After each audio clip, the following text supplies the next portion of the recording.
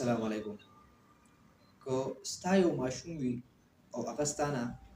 یو تپوس وکړي چې الله کوم ځای کې دی، الله ماته په نظر نه راځي، یا داسې قسمه نور سوالات وي او ستا نه تپوس وکړي، نو یقینا چې تا به دې یو څپېړه وباسلي او یو دوه خبرې به دې ورته ورسره هم کړي. او که دغه شان سبا یو بل ماشوم وي او هغه تا ته دا قسمه خبرو کې، نو هغه نه به دې بیا یو دوه څپېړې وباسلي چې هلته کې زما ماشوم و، قمقل و، وړوکی و، داسې قسمه خبرې ما ته وکړه، نو ما ته یو شړک وباسو او ته هوښیار یې، ته هم دا خبرې کوې او ته به دا سوچ کوې چې دا ما یو ښه کار وکړو، حالانکې دا تا ښه کار نه دی کړی. ولې تا ښه کار نه دی کړی؟ ځکه چې تا دا ماشوم ډسکرج کو، تا دا بې حوصلې کو او تا ته یې څپېړه وباسله، دی به داسې قسمه سوالونه ستا نه بیا نه کوي، خو دا سوالونه چې دي دا به همیشه د ده په ذهن کې پاتې شي او دا سوالونه دی بیا د هېڅ چا نه هم نشي کولی. ځکه ماشوم چې کوم دی، دی د ټولو نه اول چې دی د چا په مخکې خبره کولی شي، نو هغه د ده مور پلار دي، او چې مور پلار دی ډسکرج کو، نو سبا که بیا د ده وجود هر څومره غټ وي، خو دی بیا د چا په مخکې خبره نشي کولی. اصل کې سوال کول یا خبره کول دا د غټ وجود کار نه دی، بلکې دا بولډنس غواړي او دا یو فطري هم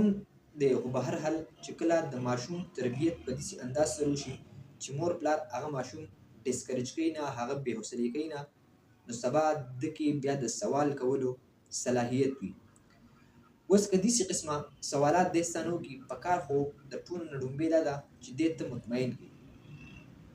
که ته یې نشي مطمئن کولی، یو استاد لی بوځه، یو عالم لی بوځه، یو ریسرچر لی بوځه، هغه سره یې کښېنوه، هغه به دې مطمئن کړي. خو که دی تا ووهو یا د یو څپېړه تې وباسله، نو دی دغه سوالونه تا ته مه ووایي چې دی به دغه سوالونه بیا ستا نه په دغه ټایم کې نه کوي او آینده دپاره به هم نه کوي، خو دا سوالونه چې کوم دي دا به ده همیشه په ذهن کې پاتې شي. او بل دا چې د ایتیزم دا مسلې، د الحاد دا مسلې چې راودرېږي، هغې کې هم دا داسې قسمه یو کردار دا ادا کولی شي. لکه مطلب ستا نه ستا زوی تپوس وکړو چې الله کوم ځای دی، ما ته یې وښیه، نو ته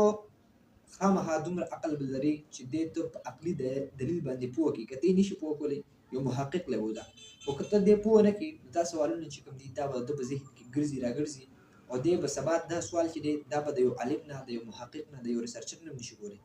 نو دی الحاد طرف ته هم تللی شي، ایتیزم طرف ته هم تللی شي. دا مې تاسو له یو مثال درکړو. دی په بل لار هم تللی شي، د دین علاوه دی به ښه مسلمان وي، خو په سمه لار به نه روان، په هغه لار به روان وي چې هغه د نه تلو لارې. نو